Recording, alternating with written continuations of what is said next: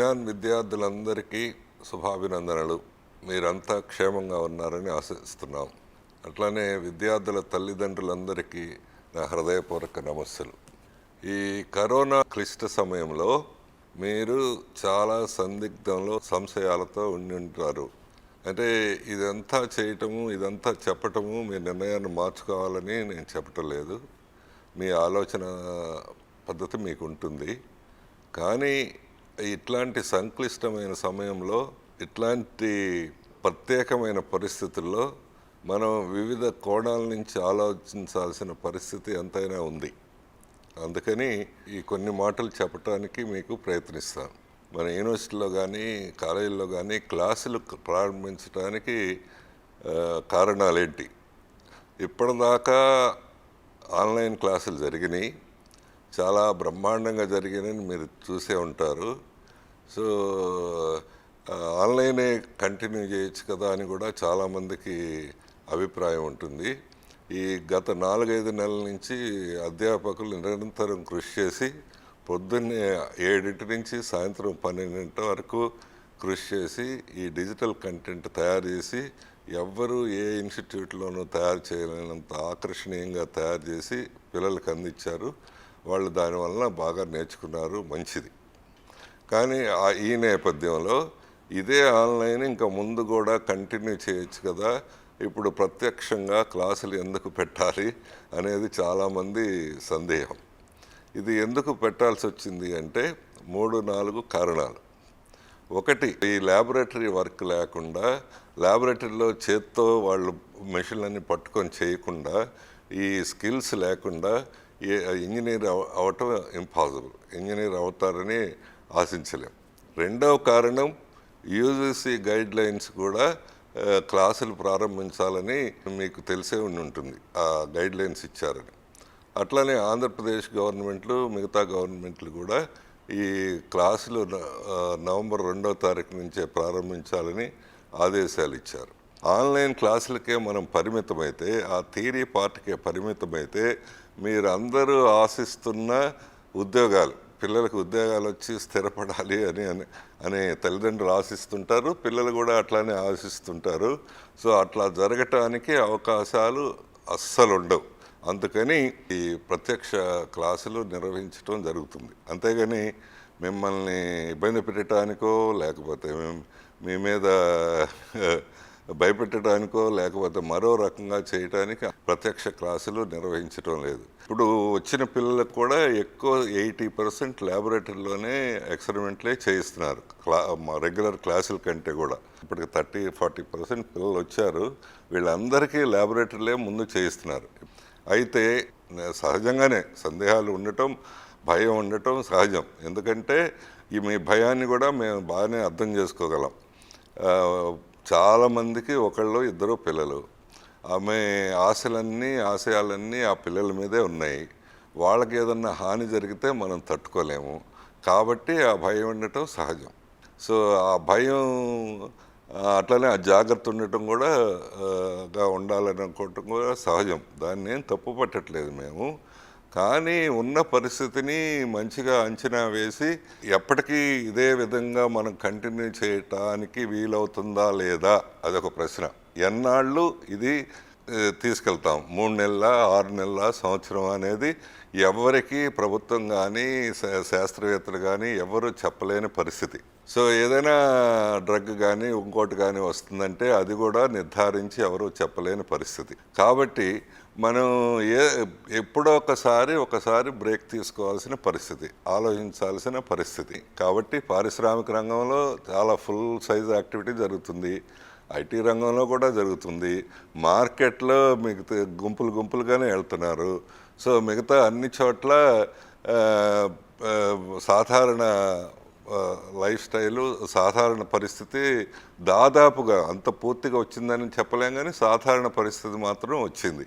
So కాబట్టి ఈ నేపథ్యంలో పిల్లలు ఏ దిశగా వెళ్తే మంచిది, ఎట్లా నడిస్తే మంచిది అని ఆలోచించాల్సింది పిల్లలు ఆలోచించాలి, తల్లిదండ్రులుగా పెద్దలుగా మనం అందరూ ఆలోచించాల్సిన పరిస్థితి. మాకు ఒకటే, ఇదంతా వీళ్ళని పిలవటానికి కానీ లేకపోతే ఇది బాగా జరుగుతుందని ధైర్యం ఉండటానికి కారణం ఒకటే, నేను చైర్మన్గా, అట్లానే అడ్మినిస్ట్రేషన్లో ఉన్న వాళ్ళందరూ, ఫ్యాకల్టీ మెంబర్స్ అందరూ గత 4 నెలల నుంచి బాగా కోవిడ్ తీవ్రంగా ఉన్నప్పటి నుంచి రోజు కాలేజీకి వచ్చి పనిచేస్తూనే ఉన్నాం. పనిచేస్తున్నప్పటికీ ఎవరికి ఈ కరోనా ఎఫెక్ట్ అవ్వలేదు.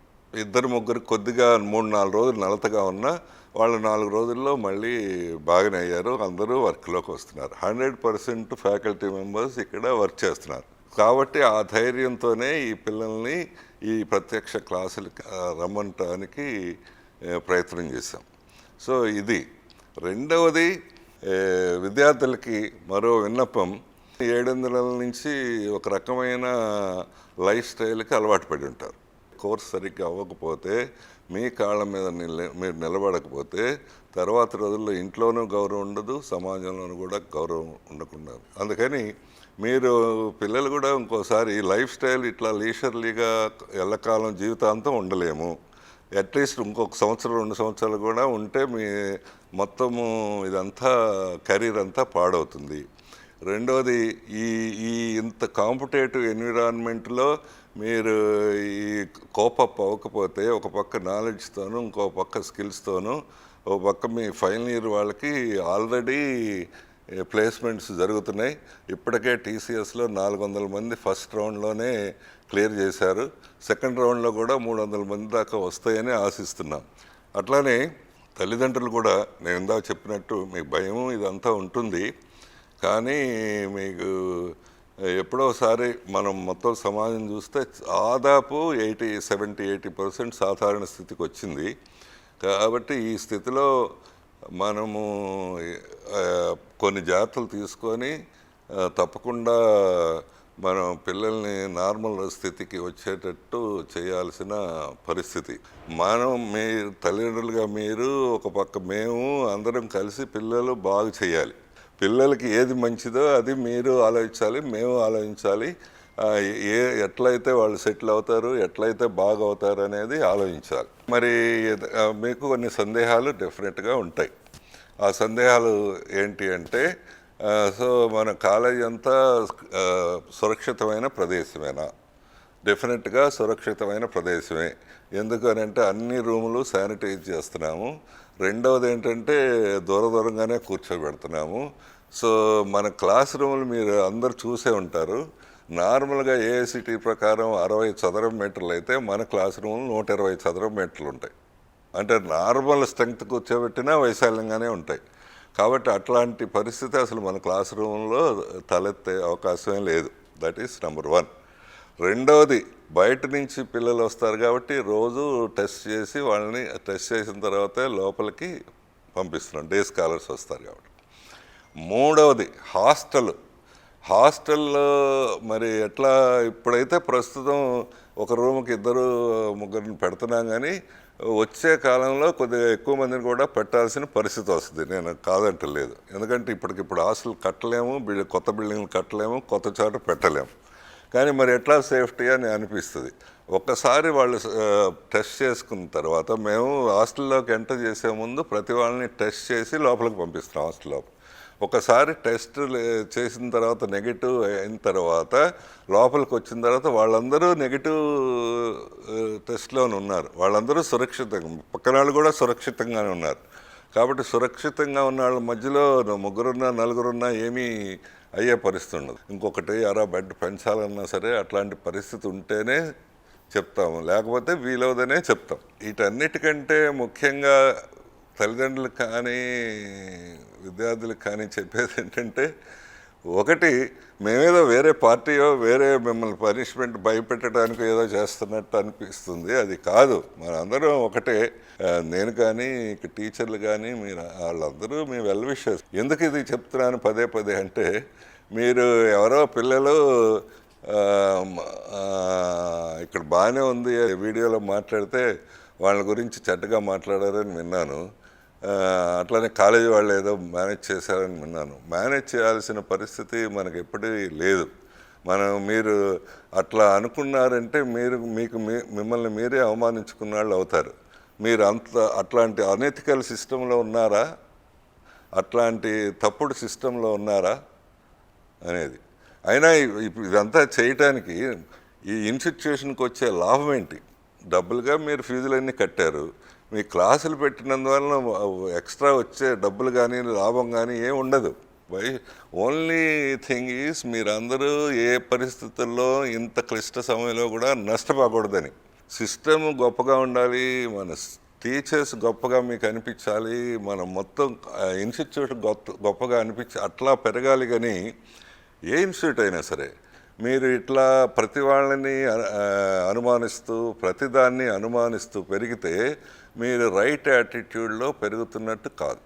మీరు ఉద్యోగం రావాలంటే మీకు బాగా మార్కులు రావటం 90% 95% రావటం ఒక ఎత్తు, కానీ మీ యాటిట్యూడ్ సరిగ్గా ఉండటం ఈక్వల్గా మ్యాటర్ అవుతుంది, అంతకంటే ఎక్కువ మ్యాటర్ అవుతుంది. మీరు రిటర్న్ టెస్ట్ అదంతా క్లియర్ చేయొచ్చు, కానీ ఇంటర్వ్యూలో మాత్రం గ్యారంటీగా ఫెయిల్ అవుతారు. ఎందుకని నేను చెప్తా వినండి.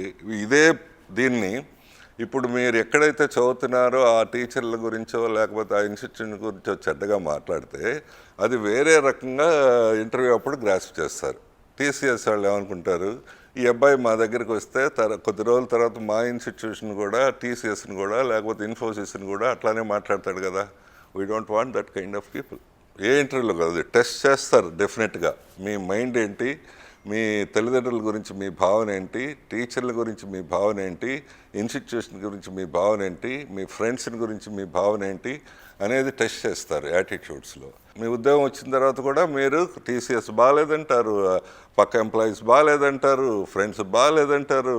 అట్లాంటి వాళ్ళని వాళ్ళ ఆ ప్లేస్ ఉండదు. దయచేసి ఆ యాటిట్యూడ్ మాత్రం మీరు కరెక్ట్ చేసుకోవాల్సిన పరిస్థితి. అట్లానే తల్లిదండ్రులకు కూడా ఒక సూచన, మీకు మేము పెట్టేది మీరు ప్రత్యక్షంగా రమ్మంటే ఇబ్బందిగా ఉండొచ్చు, కష్టంగా ఉండొచ్చు, లేకపోతే భయంగా ఉండొచ్చు, ఇదంతా అవ్వచ్చు. కానీ మీరు మాట్లాడేటప్పుడు ఇన్స్టిట్యూషన్ గురించో టీచర్ల గురించో పరుషంగా మాట్లాడితే అది పిల్లవాడికి చాలా ప్రమాదం జరుగుతుంది. అవును, మీరే పెద్దవాళ్ళే అట్లా మాట్లాడుతూ ఉంటే పిల్లలు కూడా అదే ధ్యాసలో అదే ధోరణిలో మాట్లాడే అవకాశం ఉంటుంది. ఎప్పుడైతే వాళ్ళ టీచర్ని గౌరవించడో కొద్ది రోజుల తర్వాత కొన్నాళ్ళ తర్వాత ఏదన్నా ఇబ్బంది వచ్చినప్పుడు మిమ్మల్ని కూడా గౌరవించే పరిస్థితి ఉండదు, సమాజాన్ని కూడా గౌరవించే పరిస్థితి ఉండదు.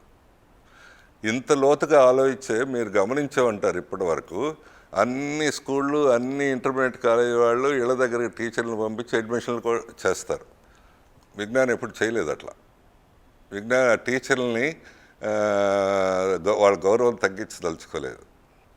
ఒకసారి వాళ్ళ గౌరవం తగ్గిస్తే అదే పిల్లాడు స్కూల్కి వచ్చి స్కూల్లో టీచర్కి ఏం గౌరవంతో వింటాడు. నేను ఒక చిన్న ఇన్సిడెంట్ చెప్తాను వినండి. మా పిల్లలు నేను పూర్తిగా వాళ్ళు ఏం చదువుతా అంటే అదంతా చెప్పేవాడిని. మీ అందరికీ తెలిసిందే, మా అబ్బాయి ఎంపీ, నర్సరావుపేట లోక్సభ ఎంపీ. ఇదంతా ఎప్పుడూ ఏమీ అనలేదు. ఏ కోర్స్ తీసుకుంటావు అన్నా లేకపోతే ఏం చదువుతావు అన్నా ఏమనలేదు.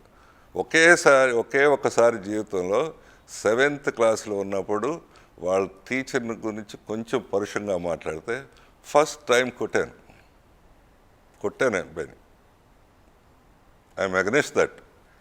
బట్ నేను తట్టుకోలేకపోయాను వాళ్ళ టీచర్ని గురించి అట్లా మాట్లాడుతుంటే. దట్ ఈస్ హౌ అబ్బాయి ఇప్పుడు బాగా అయ్యాడు, 10 మందితో బాగానే ఉంటున్నాడు, మంచిగానే ఉంటున్నాడు. That's a different. So that is how you have to build the character.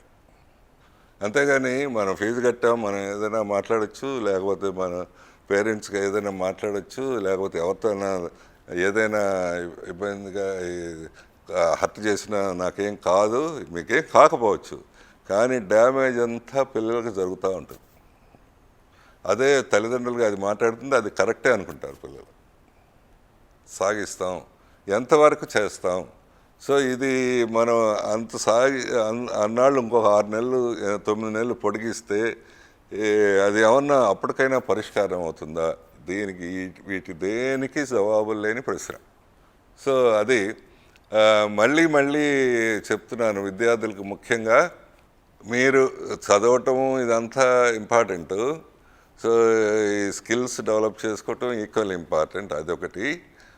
దానికోసం తప్పకుండా ల్యాబొరేటరీస్ రావాల్సిందే, రేపు పరీక్షలు కూడా వర్చువల్గా రాయాల్సిందే. ఇదంతా తర్వాత అంతకంటే మించి మీ యాటిట్యూడ్స్ బిల్డ్ చేసుకోవాలి. నేను ఆ మధ్యలో పేపర్లో కూడా రాశాను, ఎందుకు అవసరము ప్రత్యక్షంగా తరగతులు అని. మీరు చదివే ఉంటారు. సో ఎందుకు అవసరం అంటే 4-5 కారణాలు. ఒకటి, ఇంజనీరింగ్ పిల్లలకి ఈ స్కిల్స్ ల్యాబొరేటరీస్ అవసరం. రెండవది, క్యాంపస్ లైఫ్ అనేది ఇంపార్టెంట్. మీరు పక్క వాళ్ళతో ఎట్లా మెలుగుతున్నారు, ఎట్లా మాట్లాడుతున్నారు, ఫ్రెండ్స్తో ఎట్లా ఉంటున్నారు, that is more interesting. That develops lot of your personality. And మూడోది, నలుగురిలో కలిసి జీవించడం. That also develops right attitudes. So ఇవన్నీ అయితేనే మీరు పరిపూర్ణమైన వ్యక్తిత్వంతో అవుతారు. అప్పుడే మీకు ఉద్యోగాలు, అందరూ మీకు కానీ మీ తల్లిదండ్రులందరికీ మెయిన్ ఆబ్జెక్టివ్ ఏంటంటే ఉద్యోగం రావాలి, మీ కాళ్ళ మీద మీరు నిలబడాలి. వాటికి చదువు, నాలెడ్జ్ ఒకటి ఉంటే చాలు. చాలదు. ఈ ఈ ఈ యాటిట్యూడ్స్ కూడా డిఫరెంట్గా అవ్వాలి. మీకు తెలిసే ఉంటుంది, రీసెంట్గా ఒక 5-6 రోజుల కిందట వైజాగ్ మన విజ్ఞాన్ కాలేజీ నుంచి 15 మంది అమెజాన్లోను సిస్కోలోను 19 lakhs జాబ్కి సెలెక్ట్ అయ్యారు. 19 lakhs.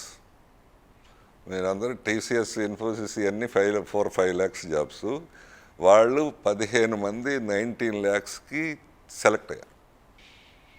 వాళ్ళు అయితే మీకు ఏమనిపిస్తుంది, అక్కడి నుంచి సెలెక్ట్ అయ్యారంటే వీళ్ళు ఏదో ఐఐటి మిస్ అయిన వాళ్ళు, లేకపోతే ఎంసెట్లో 4,000-5,000 ర్యాంక్ వచ్చిన వాళ్ళు, మనకంటే చాలా ముందున్నాళ్ళు, అట్లా చాలా తెలివైన వాళ్ళు అయి ఉంటారు అనిపిస్తుంది.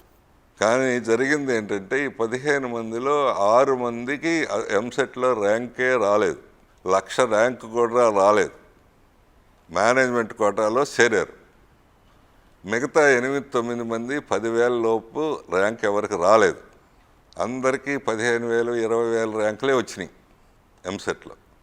వీళ్ళందరూ ఒకవైపు వాళ్ళు కృషి చేయటము, మరోవైపు ఆ మంచి యాటిట్యూడు, మంచిగా కమ్యూనికేట్ చేయటం, పక్కన వాళ్ళ గురించి మంచిగా అనుకోవటము, ఇన్స్టిట్యూషన్ మంచిగా చేయటము, అట్లానే ఎప్పటికప్పుడు ఇన్స్ట్రక్షన్స్ ఫ్యాకల్టీ నుంచి తీసుకొని అది బిల్డ్ చేసుకోవటం వలన ఇప్పుడు ఫైనల్ ఇయర్ ఉన్నాళ్ళు. వాళ్ళు ఏ ఎంసెట్లో ఏ ర్యాంక్ రాకుండా, లేకపోతే కనీసం 5,000 ర్యాంక్ అట్లాంటిది కూడా లేకుండా, వాళ్ళు ఎన్ఐటీలో చేరిన వాళ్ళకంటే ముందు వెళ్ళారు, ఐఐటీలో చేరిన వాళ్ళకంటే కూడా ముందుకు వచ్చారు. ఐఐటి వాళ్ళకు కూడా అందరికీ అన్ని జాబ్స్, ఆ లెవెల్లో జాబ్స్ రావు. వాళ్ళు కూడా 6-7 లక్షల దాంట్లోనే ఎక్కువ మంది ఉంటారు. So it is nothing but building of your cells. So ఈ వేళల్లో నేను చాలామంది ఆ పిల్లలందరితో మాట్లాడాను. ఒక్కళ్ళు కూడా ఇదంతా ఇంత మీ ఫ్యాకల్టీ మెంబర్స్ చేశారా అంటే, చాలా వాళ్ళే చేశారు సార్ అన్నారు.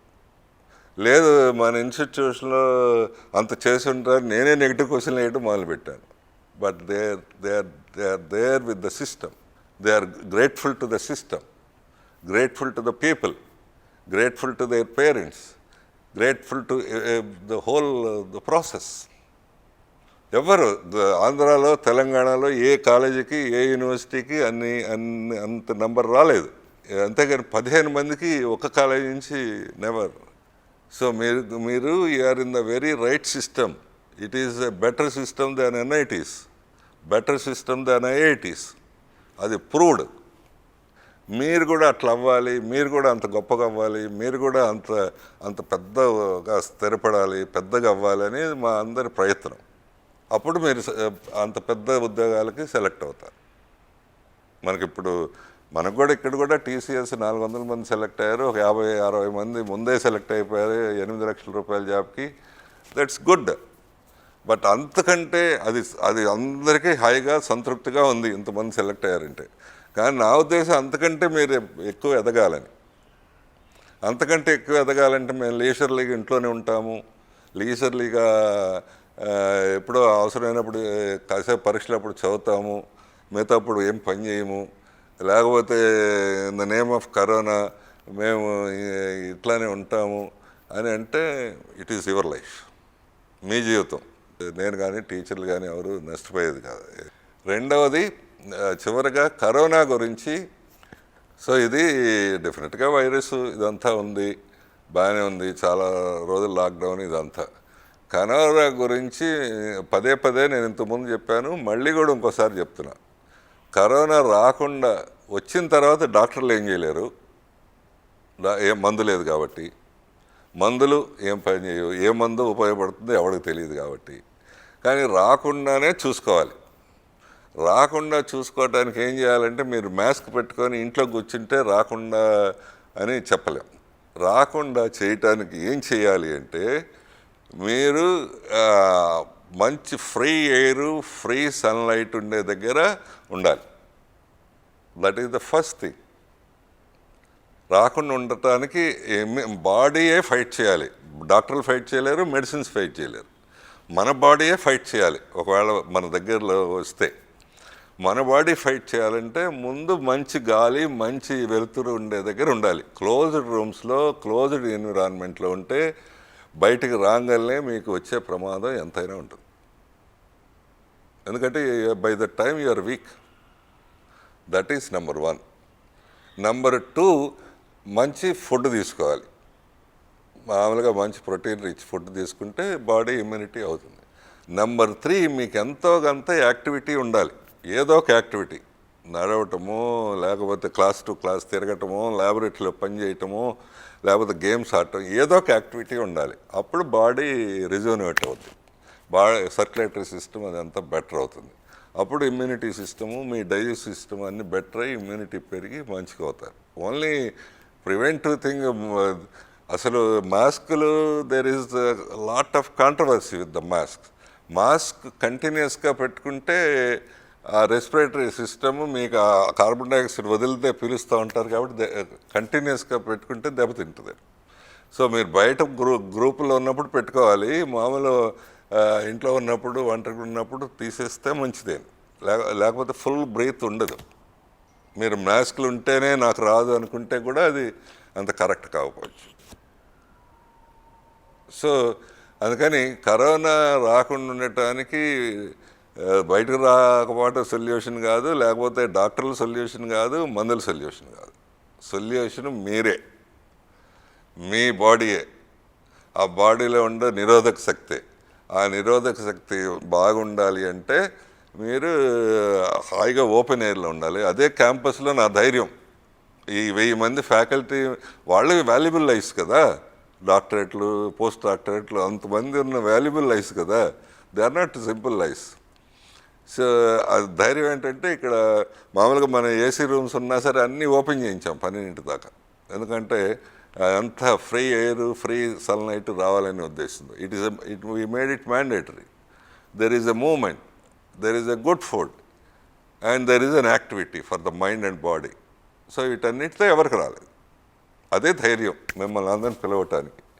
సో అందుకని ఇదంతా చెప్పినా మీ నిర్ణయం మీకుంటుంది, మీ భయం మీకుంటుంది, మీ నిర్ణయం ప్రకారం ఏదో చేయండి. కానీ 1-2 సార్లు భవిష్యత్తుని గురించి, మీ జీవితాన్ని గురించి కూడా ఆలోచించుకోండి. తర్వాత చివరిగా మరి సైమల్టేనియస్గా అంటే ఇప్పుడు చాలామంది వచ్చారు, 40% దాకా వచ్చారు. ఇప్పుడు మిగతా వాళ్ళు కూడా వస్తున్నారు. మరి అస్సలు రాలేని వాళ్ళకి, లేకపోతే బాగా సిక్కు ఉన్న వాళ్ళకి ఎట్లా ప్రత్యామ్నాయం ఉంటే ఆన్లైన్లో పెట్టొచ్చా లేదా అనేది నేను ఒక 4-5 రోజుల్లో డిసైడ్ చేసి, అట్లా నిజంగా అంత భయపడి అంత రాని వాళ్ళకి ఏమైనా ప్రత్యామ్నాయంగా ఆన్లైన్లో చేయొచ్చని ఆలోచిస్తాం. ఎంత ఆన్లైన్లో చేసినా ల్యాబ్ మాత్రం ఆన్లైన్లో చేయలేం కదా, అది ఒక డిఫికల్ట్. ల్యాబ్ని మాత్రం ఆన్లైన్లో చేయలేం కదా, మెషిన్ తీసుకొచ్చి ఆన్లైన్లో చేయలేం కదా. సో మీరు అది పరిస్థితి. అయినా మీరు మరొకసారి మీ అందరికీ శుభాభినందనలు. తల్లిదండ్రులు కూడా మరీ నమస్కారాలు. మీరు ఎంతో నమ్మకంతో ఇక్కడ చేర్చారు. ఆ నమ్మకానికి తగ్గట్టు మేము చేద్దామని మా ప్రయత్నం. అంతేగాని మిమ్మల్ని బాధ పెడదామని, కోపం వచ్చేట్టు చేద్దామని, లేకపోతే ఏదో చేద్దామని మా ప్రయత్నం కాదు. ఈ పిల్లల్ని ఎంత బాగా చేయాలి, ఆ నమ్మకాన్ని ఎట్లా నిలబెట్టుకోవాలి, 40 ఏళ్ల నుంచి ఉన్న నమ్మకాన్ని ఎట్లా నిలబెట్టుకోవాలని మా ప్రయత్నం. అంతేగాని ఇది దయచేసి మీరు కానీ, పిల్లలు కానీ, మీరు ఒక పార్టీ మేము ఒక పార్టీ, మేము శత్రువులాగా అట్లా ఆలోచించొద్దు. మేము అందరూ కలిసి పిల్లల గురించి ఆలోచించాలి. ఆలోచించి ఏది మంచి మార్గం అయితే, ఏది మంచి పద్ధతి అయితే అది తప్పకుండా చేద్దాము. సో మీరందరూ సురక్షితంగా ఉన్నారని ఆశిస్తున్నాం. అసలు మీకు తెలిసే ఉంటుంది, బాగా పీక్ కరోనా టైంలో ఈ పిల్లలందరూ ఆన్లైన్ పరీక్ష రాశారు, బ్రహ్మాండంగా రాశారు. ఎవరికి కరోనా ఏం లేదు, 99.9% అటెండెన్స్ ఉంది. సో అట్లానే ఇక సాధారణ పరిస్థితికి వచ్చి కూడా క్లాసులు కూడా అట్లా జరిగితే వీళ్ళకి మంచి ఉద్యోగాలు మంచిగా ఉంటే ఎవరికంటే కూడా వెనక పడిపోకుండా ఉండి ఆ వైజాగ్లో పిల్లలు సాధించినట్లుగా వీళ్ళు కూడా సాధించాలని మనస్ఫూర్తిగా ఆశిస్తున్నాం. మరోసారి మీ నమ్మకానికి పిల్లలు నమస్కరిస్తూ పిల్లల్ని ధైర్యంగా ఉండాలి, మంచిగా ఉండాలి, ఆరోగ్యంగా ఉండాలి, అంతకంటే మించి హుషారుగా ఉండాలని ఆశీర్వదిస్తున్నాం. నమస్కారం. స్టూడెంట్స్కి, పేరెంట్స్కి అందరికీ నా నమస్కారములు. నేను professor S Krupanidhi, head of the department of biotechnology, Vignan's foundation for science technology and research, వడ్లమూడిలో ఉన్నాను. In our Vignan's university, all the faculty were involved in the preparation of the digital content, which is most convenient for the students, and the parents, everyone have appreciated the digital content and other aspects that have been dealt through online. Even the online examination, even the government colleges, JNTUs did not conduct. Even our Vignans University has conducted online examinations and it went on well. We declared the results also for the examinations that is conducted through online. Soon after that, we started the program from June onwards. Nearly 450 faculty from Vignans University, teaching faculty, were all coming every day, morning 9 to evening 5, staying here. I am 68 years old, heading the Department of Biotechnology and also Dean Planning and Monitoring. I am looking hale and healthy. Not even one day I applied leave. Every day I am coming, discharging my duties at Vignans University. And now, after having dealt 3 months of online courses, particularly by displaying the videos and digital content, our students have written first mid examination, second mid examination, and also weekly test through online. So as chairman sir, as our beloved chairman sir was indicating, that engineering students, if they do not undergo the laboratory skills, laboratory training, the engineering course looks to be partial. It is not complete. In that respect, we are having one more month of stay in the college for the students. They are now given 60% of their time exclusively for skill development work. So that's what the training is being given now. One more point, everyone is getting agitated with regard to the COVID-19 infection. It is not so that much now. It is completely diluted. So one more important point I wish to let you know, the students and the parents, is that none of the teenagers suffered like that of the world people because of the COVID-19. So whenever we are listening, those are the people who are beyond 50, beyond 60, they were hospitalized. They require a lot of attention by the doctors. But I have never come across any teenager who is suffering from this COVID-19. So need not be panic, need not be suffering because of this. So there is every possibility that we develop passive immunity, that we develop herd immunity, that we develop community immunity, so that our teenagers will be almost fit enough to work at any places. Now, anywhere if you go around us, there is a common, what is it called, movement. So with regard to the railway station, with regard to the bus stand, with regard to the offices, with regard to the colleges also. So that's what our Vignans University, as per the directions of AP government and also as per the directions of UGC, we have opened offline classes. So for that, even the timetable is also 60% has been dedicated for teaching through the laboratory skills. That's what it is all safe here. But here in the college, both in the afternoon and also evening, classrooms, corridors, everyone are being sanitized. Whomsoever is coming into the campus of Vignans University, our thermal testing was done. And at times we are also doing the oxypulsometer testing. and now and then we are doing the COVID rapid testing in our university. Okay, so all precautions are taken in the university for the students and also for the faculty. There is no need to become panic. The last thing is, if anyone is found having a little bit of fever because of malaria, because of the typhoid, because of some other influenza virus, they're all given separate cubicles for them to stay in the girls' hostel, in the boys' hostel. So it is all very convenient for the students and all the staff and also for the faculty to spend time in the college. So I request all parents to be safe enough. So let the students not miss any of the program. So let them come sooner and see that they learn some of the laboratory skills and see that they gain with regard to the engineering skills in the university. That's what I wish to let you know. So no need to become panic. We're all safe. We make your children also safe in our university campus. Thank you, one and all.